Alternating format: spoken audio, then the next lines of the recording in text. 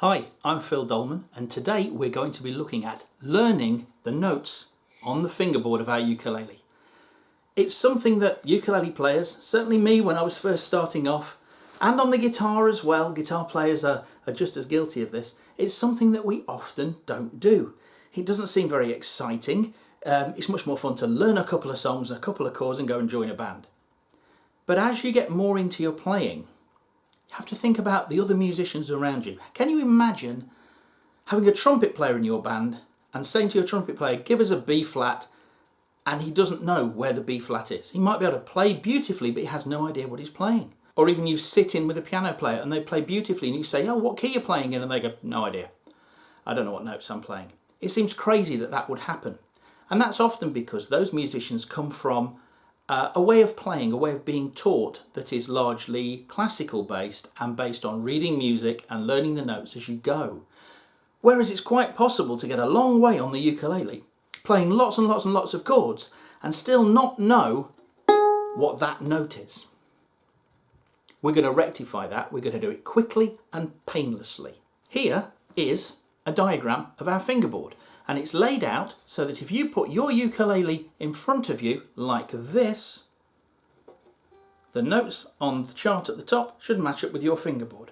And you can see we have the open strings that say G, C, E, A just behind the nut. They're our open strings. And then every other fret has a note on it. And it goes all the way from our open strings right up to the top of the fingerboard. And it looks, frankly, terrifying. How can we memorize all of this? Right, tip number one, do not try to memorize all of this. I tried it years ago when I was learning guitar. I had a chart on my wall and I tried to memorize it, and of course I failed. It's like trying to memorize all of the phone numbers in your phone. Which phone numbers do you remember?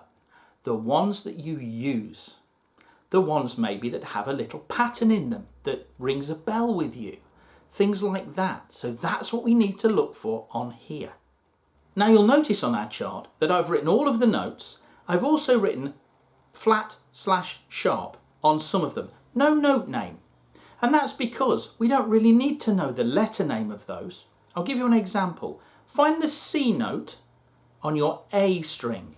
Should be a nice easy one to find because it's where you put your finger to play a C chord. And just play that one string. That's a C note. On our chart you'll see that the next fret along just says sharp flat. And then the one after that at the 5th fret says D. Well, if we know that that's C and that's D, this one in the middle is either going to be C sharp, C made a bit higher, or it's going to be the D at the 5th fret flattened or made a bit lower. We can infer the letter names on those from the notes around them. So let's get rid of all of those from our chart. There. Now that looks a lot better already. We don't necessarily need to memorize those because C sharp will always be 1 fret up from C, and F sharp will always be 1 fret up from F. And G flat will always be 1 step down from a G. There's another load of notes that we can get rid of. Notice the 12th fret. It has the notes G, C, E, A. Familiar? There you go. We can lose the 12th fret, and everything above the 12th fret is just the same as down here, but an octave higher. So, our open first string is the note of A. And the 12th fret on our first string is the note of A. So that means the 1st fret is the same as the 13th fret. And the 2nd fret is the same as the 14th fret. And the 3rd fret is the same as the 15th fret. Oh look, I've got a dot. I've got a dot at the 3rd and I've got a dot at the 15th. That's why I've got a dot at the 15th. Because the 15th fret is 1, 2, 3 frets up from 12. It's almost like we've got a whole new mini ukulele starting here at the 12th fret. There's our 12th, and we could put our finger down on that 3rd fret and that'd look just like our C chord down here. You might also have a dot, I've got 2 dots here, but you might have one at the 17th fret. And the 17th fret matches up with the 5th fret. 12 plus 5 is 17. And if you've got that many frets on your uke, you might find the 19th fret, which matches up with the 7th fret. All of this is just more of this. So let's lose that. So what we've got left now is all of the fingerboard minus the bit where it just starts to repeat all over again at the 12th fret, minus all of the notes that are sharp or flat versions of notes we already have, the same letter names. That means what we're left with are the notes of the C major scale. Every single one of the notes left is either a C, a D, an E, an F, a G, an A, or a B. 7 notes. Now we've just got to remember where they are on the fingerboard, which is still a bit of a task, but it's a lot easier than it was when we had every note at every fret all the way up. And by the way, don't worry if your uke doesn't go above the 12th fret. Then you don't have to worry about that anyway. Many soprano ukuleles only go up to the 12th fret. I've got several. This one goes up to the 13th fret, so I only have 1 fret to worry about extra above the octave there. But don't worry about it. You've only got to learn up to the 12th anyway, because if your uke has 12 or 13 or 19 or 21 frets, everything is just the same thing over and over again. Just have a look at the notes and look at the pattern. You'll see that every single note has an empty fret in between it and the next one, except for B and C and E and F. So you can see on our top string we have an A, which is our open string. Then we miss out a fret and we have a B, but then we don't miss out a fret. It goes straight to C. And then we miss out one and we're on D, and we miss out one and we're on E, but then the next one is F. But that happens all over the fingerboard. Have a quick look and you'll see, I'll highlight them. You can see the B's and C's and the E's and F's everywhere are always right next to each other. Now if you think about a piano keyboard, there are only 5 black notes. There are 2 pairs of white notes that don't have a black note between them. Guess which ones? B and C and E and F. We can use this. It means every time we're playing a B or an E, we know the next letter name is just 1 fret up, B to C, E to F. And every other time we would have to miss out a fret to get to the next letter name.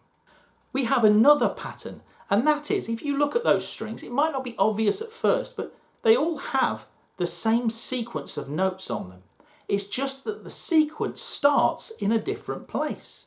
So look at your first string, A, miss one, B, C, miss one, D. And now look on your second string, but move up a bit and start at the 5th fret. Oh, A, miss one, B, next one up, C, miss one, D. It's the same sequence shifted along, and that's the case on every other string as well. It's always that same sequence of notes. How far do we have to shift it along? Well, if you know your open A string is there, you can find that A note just by ear if you like, until you find a note on your second string that's the same as your open first string. Then the pattern will start there. It's the 5th fret of your second string, and we can even count through the notes. E, what comes after E? It's one of our catch ones. F, miss one, G, miss one, A. And now we can start the pattern that we know on the A string on the E string, but starting at the 5th fret. Let's try it on our C string. C, miss one, D, miss one, E. Oh, we're at the 4th fret and already we've hit the note E, which is our second string. So anything we can do on our second string, like E, F, miss one, G, we can do here. E, F, miss one, G. The same little patterns exist on all of the strings. There are other ways as well that we can help these things stick in our mind. One of them is, you probably already know some of the notes. Well, you know G, C, E and A for starters, but If you've got a baritone uke, you'll know the tuning of D, G, B, E. Well, look at your 7th fret. D, G, B, E. Now, okay, it's an octave above a baritone uke, but if you've got a baritone and you're familiar with that pattern D, G, B, E, just remember 7th fret is the same as your baritone and you automatically know D, G, B and E. Easy.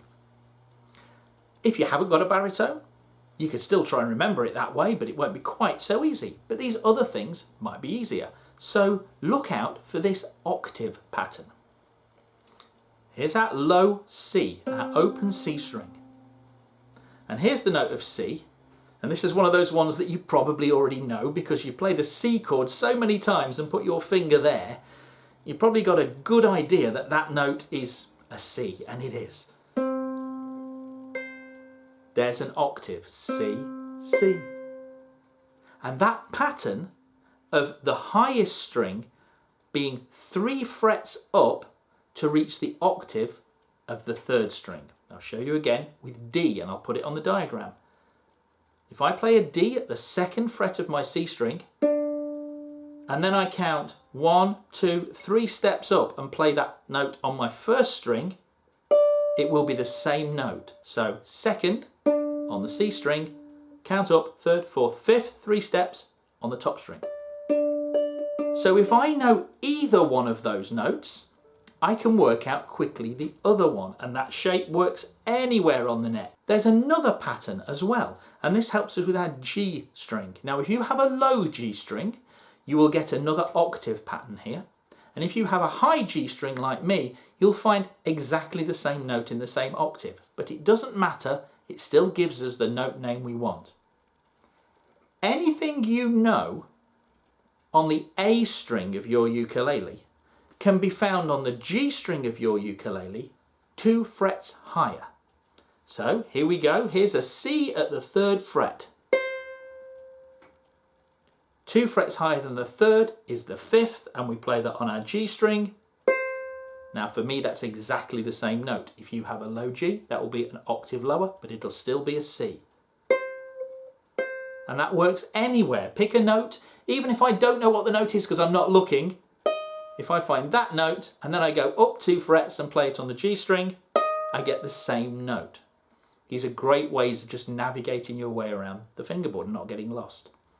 The final way to start finding safe spots around your fingerboard, because that's what we're looking for. We're looking for stepping stones. We're looking for familiarity.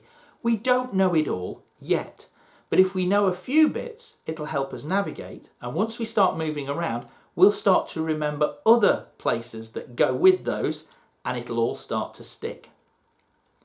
I've done all of the notes of the C major chord on the diagram above. Now you might think of this C chord here, that's 4 notes, but 2 of them are the same. In fact, there's our octave pattern. There are 2 C's in there. We only really need the notes of C, E and G to make a C chord. Every C, E and G on that diagram up there could be used to make a C chord. We could use, or we could use,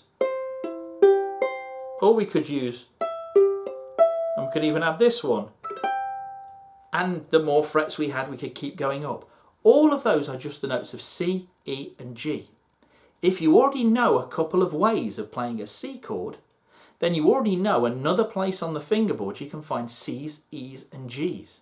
So when you play these chord inversions, figure out which one's which and start comparing them. So if you know this is a C and you know that there's a C up here, work out which ones are the C's, the E's and the G's, and they'll start to stick because you're using them in a pattern you already know. This works both ways. We're learning the notes on the fingerboard, but as we learn the notes on the fingerboard, it opens up new possibilities for finding chords higher up the neck. Finally, as I said at the beginning, don't try and memorize any of this, other than little things that you kind of already half know, or patterns that you can recognize, like the baritone pattern of D, G, B, E and things like that. Don't just look at it and try and learn it. Learn it in a musical setting. It's very easy to get caught up in boring exercises of playing scales and learning things from charts, and it often doesn't work as far as getting this stuff into your memory is concerned. So try and keep it musical, try and keep it a part of what you're playing, and most of all, make sure that it doesn't detract from the fun of playing. Learning where the notes are is actually going to help your playing become more fun. It's not detention. It's supposed to make your playing more enjoyable because somebody looks at you and says, take a solo.